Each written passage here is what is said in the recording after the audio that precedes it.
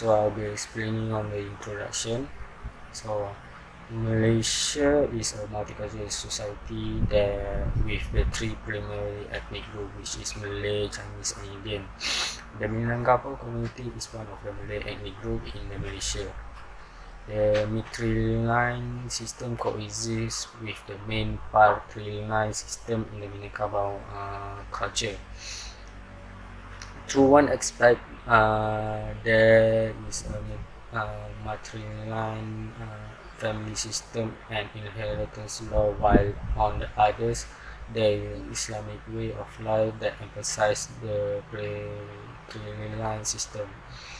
While in Indonesia, the Minangkabau ethnic group is part of the Indonesian culture. There is one of the two primary civilization in the Indonesian archipelago, and it is immensely influential and well known. In the terms of marriage, ethnicity, and inheritance and customary titles, Minangkabau society followed a matrilineal system. Minangkabau custom in Indonesia are founded on the Islamic teaching as well. This show that both Indonesia and Malaysia are much in common in terms of Minangkabau culture.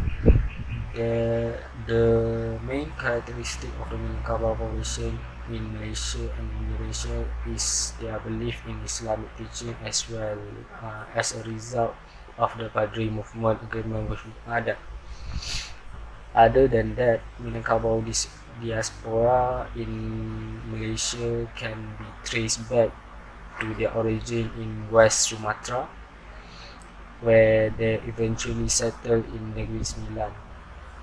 The entry of the Minangkabau to the Malay Peninsula occurred after the Portuguese conquer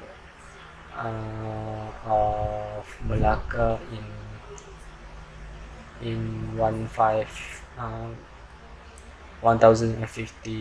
511.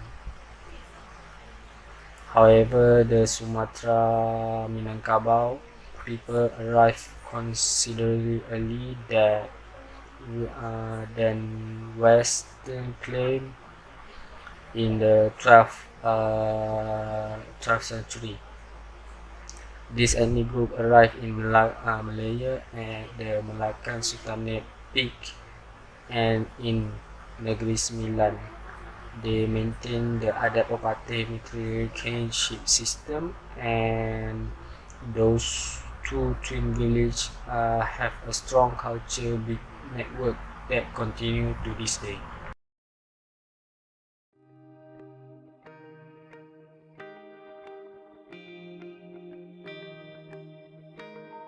Assalamualaikum, my name is Noor Qayyum binti Supian. I will present the effect and issues to urbanization due to adat perpati. So for the first point is culture and urbanization. In terms of culture, traditions are the norms that a community has established and must be followed.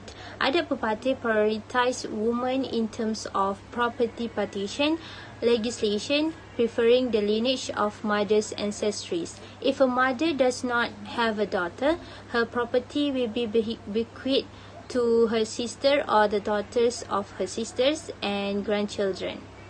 The practice of adat perpati in marriage is based on the exogamy system, which is a customary system that forbids the adat perpati community to bless each other. Anyone violate to this customary marriage law will be prohibited from inheriting property according to perpati custom. Thus, the same tribe are considered brothers. Today, society living in the city and modern life may feel the custom of marriage in adat perpati looks archaic, but people who practice it have certain reasons. For example, people nowadays getting married because of love, and modern teenagers might not believe on the customs from the family. Nowadays and in the city, the culture of marriage seems easier, but in adat perpati, it prioritizes the positions of the woman in the family. Next is community and future society. Custom play an important part in achieving specific aims in the formation of high civilized community. Similarly, adat pepatih contributes to the racial communities, harmony, serenity, and well-being. It may also guide human behavior and improve fraternity, as well as determine people's right in society. We cannot blame outsiders, yet the future community who do not know adat pepatih in depth and have a negative perception with this customary practice being implemented. Yang di-Pertuan Besar of Negeri Sembilan, Tuanku Muhriz Ibni Almarhum Tuanku Munawir said, adat pepatih should be preserved and maintained because it contains the value of pure teaching as a guide to life in a peaceful and independent country. Despite the fact that realities have changed, we must maintain and protect all that have inherited. He added. So, for example, the future community may not like to study adat pepatih in Malaysia due to technological and lifestyle factors. Society is more alive millennial in the future.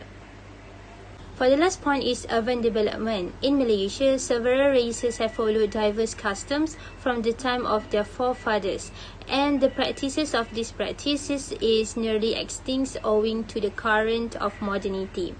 According to Undang Luwak Datuk Lela Maharaja Datuk Muhammad Syarif Osman, the pepatih ritual followed in the state must be preserved, propagated and grown as an asset. He said this effort was necessary to instill a deep sense of love and affection, especially among the younger generation today, as well as to make the adat pepatih relevant. Even the urban area is showing the development during this era. The retention of adat pepatih is quite worrying if urban development occurs because it may weaken the customs of the following areas, especially areas that are developing into a city in Negeri Sembilan. For example, urban communities may be afraid of the customs that are practiced.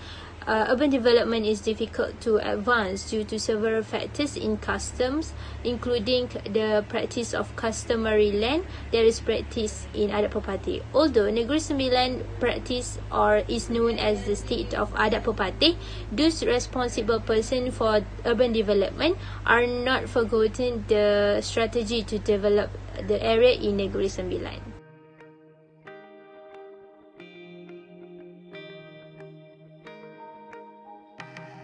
Assalamualaikum warahmatullahi wabarakatuh. My name is Sabrina binti Zulkarnain. I'm here to present my part, which is the roles of the government on how they handle the issue. Alright, the first role of the government is on the existence of the adat pepatih customary law in Malaysia. Adat pepatih, or we call it as a matrilineal custom, represents a form of lifestyle that is older than the English common law, which originated around the year 1066 AD. Adat pepatih is originated in Minangkabau, and it was brought to Negeri Sembilan by the immigrants who opened up the province around 12th century. Adat pepatih was practiced by the rural community in the hinterland of Negeri Sembilan. It has been modified over time. However, the core element of the system continues to exist to this day. As we know, adat pepatih has been widely introduced or practiced in remote Negeri Sembilan. The Minangkabau Cultural law have gone through different phases, namely the Undang-Undang 3, adat tarik balik, and adat dua di Sakato, compiled by Datuk Fatin dan Sabrina. A dual lineage system came to exist, which is patrilineal system associated with the Datuk Ketemenggungan, and the second one is matrilineal system, which is associated with Datuk Fatin dan Sabrina. So the second method is through education. In Malaysia, adat pepatih or pepatih customary law has been taught in the Malaysia education system. It has been taught in the history subject.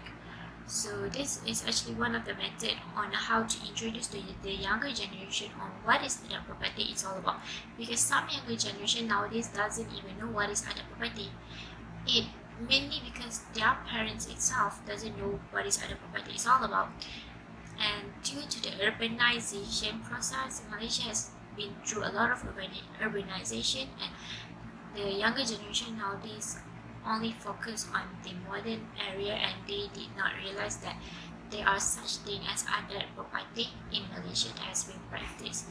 So by doing this method,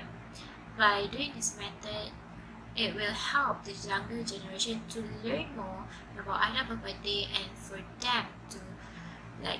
them to know that adat property actually exists in Malaysia and not only in Indonesia.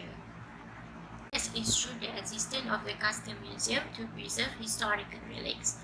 With the existence of this museum, the historical relics will be preserved carefully and it will remain until forever. Other than that, with the assistance of this museum, it will make it easier for the younger generation to learn more about the culture and what is their customs all about. So, the Honorable Datuk Seri Utama Dr. Raizati, Malaysian Minister of Culture, Arts and Heritage, was the driving force behind the establishment of the Malaysia First Custom Museum. Undang Luar Jelebu Datuk Menteri Akhirul Zaman, Menteri Akhirul Zaman Datuk Musa bin Wahab, together with Minister of Culture, Arts and Heritage Malaysia, Datuk Seri Utama Dr. Raizati, and also the Menteri Besar of Negeri Sembilan, Datuk Seri Utama Muhammad Hassan, officially launched the Custom Museum on 2nd February 2008. This museum is located in Kuala Luar, which is in Jelebu, Negeri Sembilan. It is 30 kilometers away from Seremban. In this museum, there are 4 exhibition galleries. The first one is the ground floor. The ground floor provides the general review, introduction, and also definition of the adat property. Next is gallery level 1. In this gallery level 1, it displays the custom and practice relating to the human life cycle, including birth, marriage, death, and economic activities, as well as Malaysian society ritual, traditions, and music as an expression of the custom. The third one is gallery level 2. This level highlights the intellectual activity of the palace and the people, and also the Malay monarchy institution. The last one is gallery level 3. This is a very special segment. It displays the custom of the Minang community temporary departure from Minangkabau till their final settlement in Negeri Sembilan, as well as the sacredness of the adat perpati within the social system. Thank you.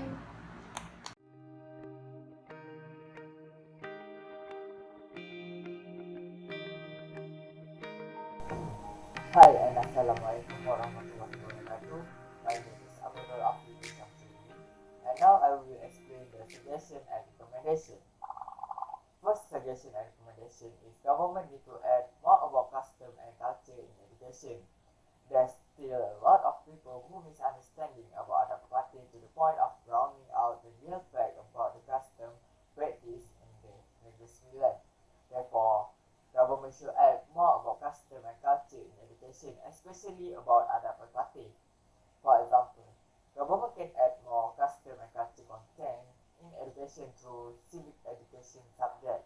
Civic education subject is a subject which is suitable subject other than history subject to teach students about custom and culture, especially about adat party.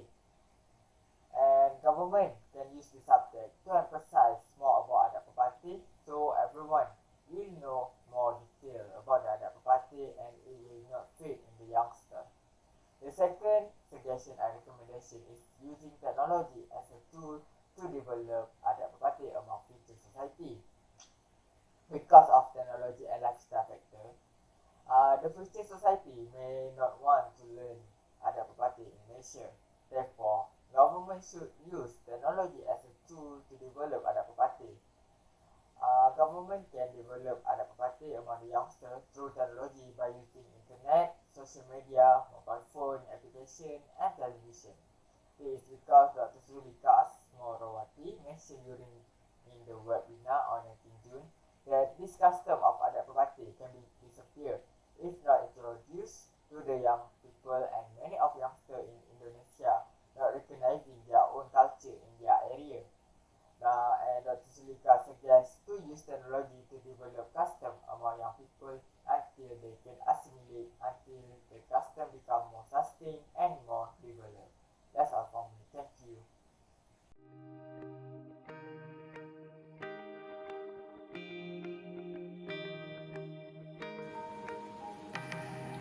Assalamualaikum warahmatullahi wabarakatuh. My name is Fatin Nurhasyimah binti Ahmad Suhaili. I will present about the findings. Started with the Negeri Sembilan is divided into several districts or colonies called Luha or Luwak based on adat pepatih. The four original districts are Sungai Ujong, Rembau, Jelebu and Johor. But right now it's different, which total population of Negeri Sembilan in 2020 is 1.60 million people with 7 districts, which is Seremban, Port Dickson, Jemput, Tampin, Kuala Pilah, Rembau and Jelebu. Seremban district is the capital of Negeri Sembilan and has become one of the urban area that become of choice and the focus of residents. It because of the location that strategic and close to the Klang Valley and the Kuala Lumpur area with almost 640,000 residents compared to the smallest population is Jelebu district, which is just 46,000 residents. Okay, next, in the findings in the roles or effort by government or local municipal council in the existence of the customary law for adat pepatih in Malaysia is they trying to maintain the heritage of teromba. Teromba is the earliest literary genre that exists, and in it there are poems, proverbs, expression and so on. Teromba is also known as customary pottery. Most of the teromba are unwritten, but some of them has been successfully documented, such as Kumpulan Undang-Undang Minangkabau and Kumpulan Hukum Adat from Sungai Ujong. Other example is the launch of the Book of Adab dalam Teromba, Unsur Islam dalam Kesusasteraan Melayu in University Sains Islam Malaysia, launched by Yang Amat Mulia Tengku Besar Seri Menanti Tengku Ali Ridauddin Ibni Tuanku Muhriz, that celebrates the desire to document the Teromba. For education, the efforts made by the government or local municipal council is to revive the Adat Pepatih Club for the school level. In 2019, Sekolah Menengah Kebangsaan Tuanku Muhammad is the first school that revived the Adat Pepatih Club for the school level in Negeri Sembilan. Then, in 2020, Sekolah Menengah Kebangsaan Tunku Besar Burhanuddin is the second school. Adat pepatih can be nurtured and disseminated through education so that students can learn and understand more about the custom. So this custom can be continued by the younger generation for the future. Finally, the effort made by the government or local municipal council is through the existence of custom museum to preserve historical relics. Is the Negeri Sembilan government has channeled the allocation of RM500,000 to strengthen adat pepatih through the Negeri Sembilan Museum Board. The provision include the content of programs and activities based on the core of adat pepatih, which is adat bersendikan hukum, hukum bersendikan kitabumba. Various program and activities related to highlighting the value of adat pepatih through 5 museum in Negeri Sembilan, such as leadership program, oleh adat and the others.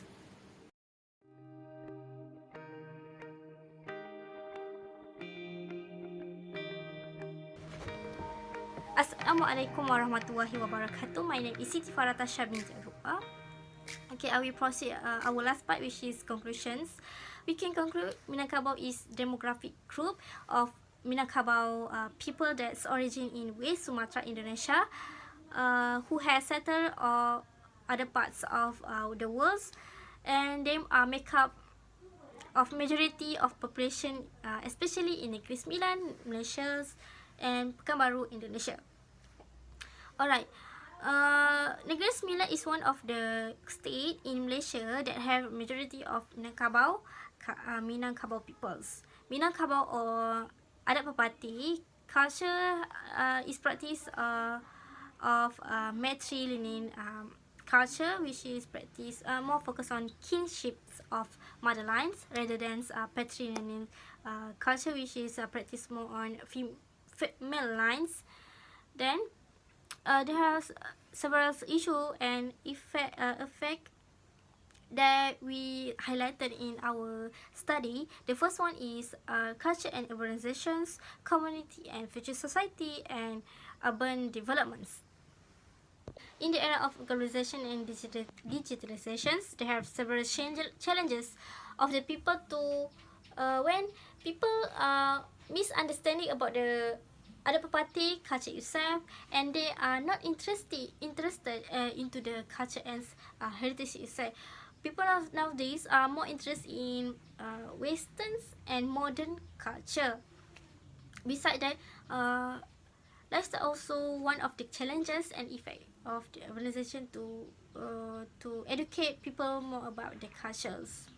However, there are several actions that has been taken by government and agency to the, for example, through existing of customary law for adat pepati and several customs. Moreover, improvement in education which improve the history subject to make subject more interesting and develop the content of syllabus, so youngest and future society will more understand about the culture and customs.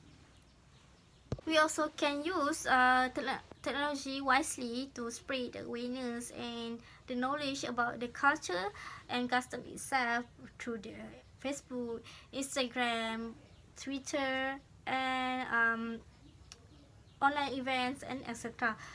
They have many programs and campaigns that provided by governments and state governments to maintain the adat pepati cultures nowadays. For example, our events budaya and hubungan etnik di Nusantara, Dr. Sulika has mentioned that Indonesia have several agency and ministry to overcome the issues of culture and the developments of cultures.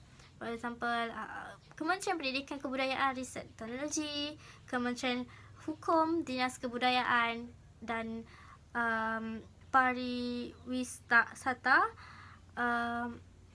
Same goes to Malaysia also. We have Arkib Negara Malaysia, Jabatan Muzium Malaysia, Jabatan Warisan Malaysia, Jabatan Kesenian dan Kebudayaan, Istana Budaya, and etc. to maintain and sustain our culture and customs. Moreover, the state government of Negeri Sembilan always give the best incentive to maintain their culture, especially adat pepati, by sustain and maintain Negeri Sembilan's museum that consists of historicals of Minangkabau and adat pepati. We can visit their official website, which is Lembaga Museum Negeri Sembilan,